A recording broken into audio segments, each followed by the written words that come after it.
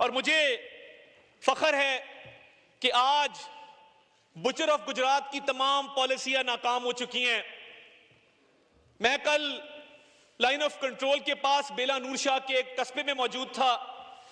हम foreign media को, local media को वहां पर लेकर गए जहां पर भारत कहता था कि दहशतगर्दों के तरबियती कैंप मौजूद हैं, दहशतगर्दों को तरबियत दी जा रही है, और पीर चनासी से और बेला नूर शाह के कस्बे से दहशतगर्द सरहद पार गए हैं।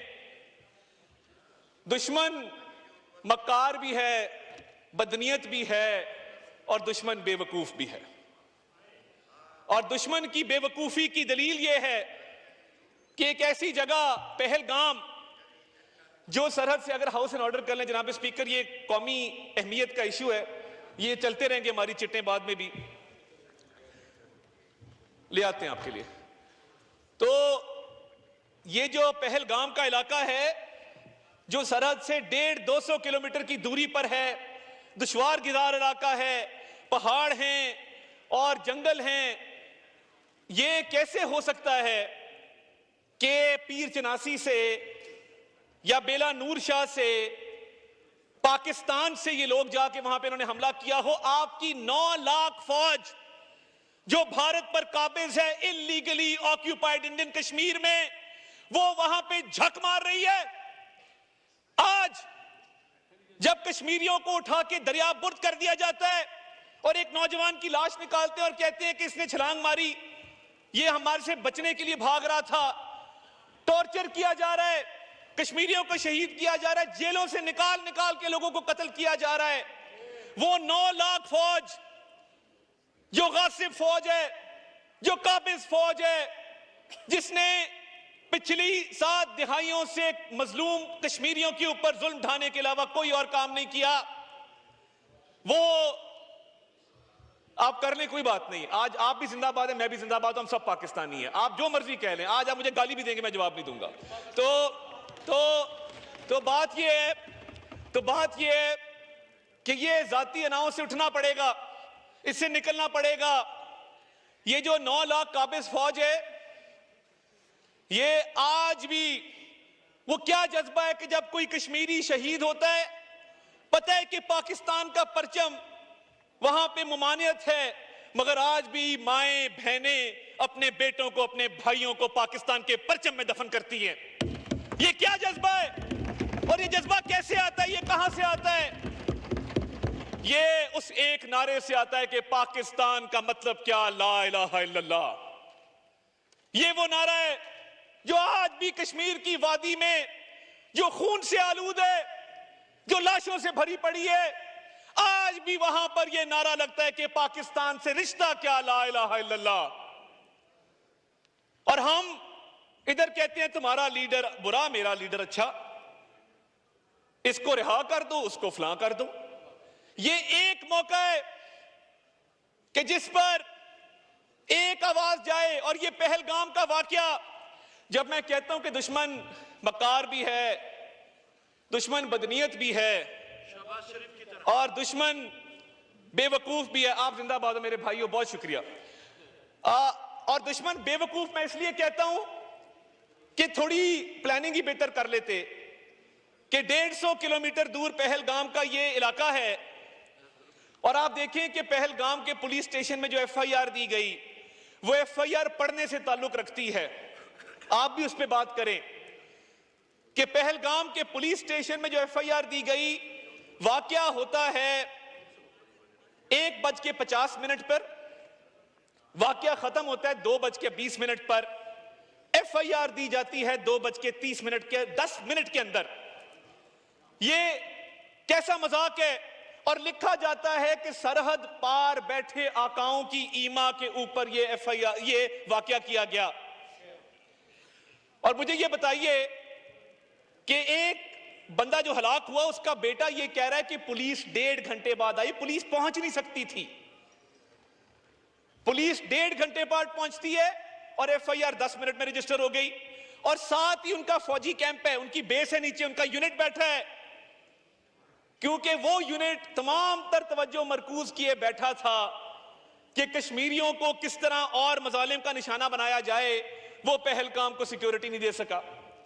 पहलगाम भारत का एक false flag operation, security failure, intelligence failure है। वो राहत इंदौरी एक भारत में शायर गुजरे हैं, वो कहते थे कि सरहद पर तनाव है क्या, पता करो चुनाव है क्या। ये क्यों कहा? ये जो बिहार के इलेक्शन की बात हो रही है और बिहार के अंदर बीजेपी के जो अजाइम हैं, ये फॉल्स फ्लैग ऑपरेशन उस लिए भी है, पाकिस्तान की इकोनॉमिक प्रोग्रेस को रोकने के लिए भी है। और इनका ख्याल था कि ऐसा फॉल्स फ्लैग ऑपरेशन करेंगे और ये एफआईआर ने सब कुछ एक्सपोज कर दिया। और आपने वो वीडियो देखी होगी, जो शख्स जिप लाइन के ऊपर जा रहा है, कहा गया कि इनडिस्क्रिमिनेट फायर है, बिला इश्ताल फायरिंग की गई है और चुन चुन के हिंदुओं को अलहदा करके मारा गया है। बिल्कुल झूठ है। एक मुसलमान भी इस वाकये में जहां बहक हुआ। और अगर इनडिस्क्रिमिनेट फायर होता तो बंदा जिप लाइन पे जो एंजॉय करता जा रहा है, नीचे नजर आ रहा है लोग किस तरह आराम से फिर रहे हैं, कुछ लोग भाग रहे हैं मगर बाकी लोग आराम से इत्मीनान से फिर रहे हैं। तो क्या ये दलील काफी नहीं है? और मैं ये समझता हूं कि पाकिस्तान ने नैरेटिव डोमेन में, पाकिस्तान ने डिप्लोमेटिक सतह पे भारत को जो मार मारी है, उनकी नस्लें याद रखेंगी इंशाअल्लाह ताला अल्लाह के फजल से। आज आप अल जजीरा की स्टोरीज देखें, आप न्यूयॉर्क टाइम्स को देखें, आप इकोनॉमिस्ट को देखें, मैं खुद CNN पे जाके पाकिस्तान का मुकदमा पेश करके आया हूं। पूरा इंटरनेशनल मीडिया ये कह रहा है there is no evidence. Bharat के पास पाकिस्तान को इस वाकये से लिंक करने का कोई सबूत नहीं है और लैक ऑफ एविडेंस है, जिसकी वजह से पाकिस्तान ने जहां यह कहा कि हमारा पानी अगर रोका गया या उसका रुख तब्दील किया गया तो फैसला कुन इसका रिस्पॉन्स आएगा, पूरी कुव्वत से आएगा। मगर साथ हमने ये भी कहा हमारा दामन साफ है, आप इस वाकये की एक फेयर और ट्रांसपेरेंट इन्वेस्टिगेशन करवाना चाहते हैं, अपना शौक पूरा कर लीजिए। ये होगी, दूध का दूध और पानी का पानी होगा। जो सफारती कोशिशें हुई हैं पिछले 48 घंटों के अंदर, वजीर आजम ने अपनी कोशिशें तेज की सफारती महाज पर। वो चीन के सफीर को मिले, वो बरतानिया के सफीर को मिले, वो तुर्किया के सफीर को मिले, वो सऊदी अरब के सफीर को मिले, वो यूएई के सफीर को मिले, वो कुवैत के सफीर को मिले। उन्होंने अमीर कतर से बात की, उन्होंने ईरान के सदर से बात की, उन्होंने ईरान के वजीर खारजा से मुलाकात की, उन्होंने फोन के ऊपर यूएन सेक्रेटरी जनरल से बात की। पाकिस्तान ने यह मुकदमा यूनाइटेड नेशन सिक्योरिटी काउंसिल में उठाया और कश्मीर की आवाज बन के उठाया कि हम बतौर पाकिस्तानी कौम कश्मीरियों की इखलाकी, सफारती, सियासी हिमायत मरते दम तक जारी रखेंगे इंशाअल्लाह ताला। कश्मीर पाकिस्तान की शहरग है और अगर इस मक्कार, इस बदनीयत और इस बेवकूफ दुश्मन का यह ख्याल है कि वो इस बहाने कश्मीर कॉज से दुनिया की तवज्जो पाकिस्तान के ऊपर ले आएगा, तो मैं तुम्हें बताना चाहता हूं भारत वालों, हम दहशतगर्दी के खिलाफ फ्रंटलाइन स्टेट हैं।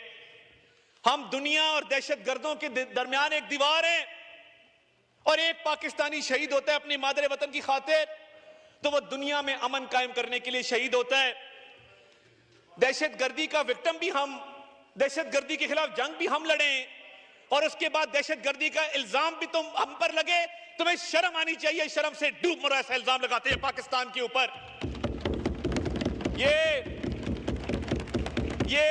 ये वो स्टेट है जो सिखों का कत्ल करवाती है।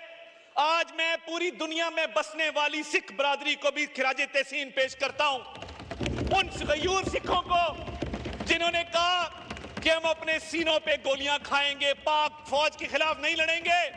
पूरी दुनिया से ये आवाजें उठी हैं, पूरी दुनिया से आवाजें उठी हैं कि हरदीप सिंह नजर का कत्ल किसने करवाया कनाडा में, ऑस्ट्रेलिया में कत्ल कौन करवाता है, सिखों का अमेरिका के अंदर कत्ल कौन करवाता है। ये भारतीय रियासत है जो दहशतगर्द है, पाकिस्तान नहीं है। ये भारतीय रियासत है जिसने ट्रांस नेशनल रिग्रेशन किया है। ये भारतीय रियासत है जिसका नेवल कमांडर कुलभूषण यादव हमारी कस्टडी में आज बंद है, जो इनकी क्रॉस बॉर्डर टेररिज्म का जीता जागता सबूत है। I would like to tell the international community, we have credible, verifiable, undeniable evidence against Indian state-sponsored terrorism in Pakistan. और जब जाफर एक्सप्रेस का वाकया हुआ तो इंडियन चैनल्स के ऊपर जिन दहशतगर्दों को एयर टाइम दिया गया, मैं उन दहशतगर्दों को भी आज फ्लोर ऑफ द हाउस ललकारूंगा। इतनी हिम्मत थी तो मास्क उतार के इंटरव्यू देते, बगैर तो मास्क उतारते अपना चेहरा दिखाते अगर इंडियन चैनल्स पे जाना था। और बीएलए की तरफ से जो जाफर एक्सप्रेस की जब पटड़ी उड़ाई गई, वो पहली फुटेज इंडियन चैनल्स पे कैसे गई? क्योंकि इन दहशतगर्दों के ताने बाने भारत की स्टेट स्पॉन्सर्ड टेररिज्म से मिलते हैं। और इनकी जुर्रत, इनकी हिम्मत कि ये पाकिस्तान पे इल्जाम लगाए दहशतगर्दी का। हमने 90,000 जानों का नजराना पेश किया है। कोई और मुल्क बता दो जिसने इतनी कुर्बानियां दहशतगर्दों के खिलाफ, दहशतगर्दी की जंग के खिलाफ दी हो। आज भी जब मैं एलओसी पर था तो वहां मुझे बच्चे मिले, उन्होंने कहा हमें भी मौका दें, ये आए तो सही, हमारे सीने हाजिर हैं। जिस कौम के बच्चों का ये जोश होगा, जिस कौम की बहनों का, माँ बेटियों का ये जोश होगा, उस कौम को तुम कैसे हराओगे? उस कौम के खिलाफ कैसे जारियत करोगे? ये कौम, ये बड़ी अजीम कौम है। आप तारीख उठा के देख लें, ये कौम जब इकट्ठी हो जाए, ये कौम जब खड़ी हो जाए, दुश्मन कितना भी ताकत रखता हो, दुश्मन को हमेशा अल्लाह ताला के फजल से हमने धूल चटाई है और उसको मुंह की खानी पड़ी है। जो इंडिया का स्टेट स्पॉन्सर्ड टेररिज्म है और ये कई दहाइयों से जारी है। रॉ के हैंडलर जो पाकिस्तान में हमले करवाते हैं, जो मासूम लोगों की जानें लेते हैं, भारत सबसे बड़ा प्रमोटर है दहशतगर्दी का। और पाकिस्तान की कुर्बानियां दहशतगर्दों के खिलाफ आज भी जारी हैं। हमारी अफवाज पाकिस्तान ने, हमारी पुलिस ने, हमारी सिक्योरिटी एजेंसीज ने, और मुझे इस हाउस में खड़े होकर यह कहते हुए फख्र है कि इधर बैठे वालों ने, उधर बैठे वालों ने जानों के नजराने पेश किए हैं दहशतगर्दों के खिलाफ, मगर हार नहीं मानी। आज भी खड़े हैं, आज भी मुकाबला करेंगे। हमने शहादतें दी हैं, पाकिस्तान के सियासतदानों ने खून दिया है, पाकिस्तान के सियासतदानों ने सीने पर गोलियां खाई हैं। ये कौम ऐसी कौम है जिसके हर तबके में हम सरशार हैं जज्बा शहादत से, जज्बा कुर्बानी से। कोई तबका ऐसा नहीं है जिसने दहशतगर्दों के खिलाफ कुर्बानी ना दी हो।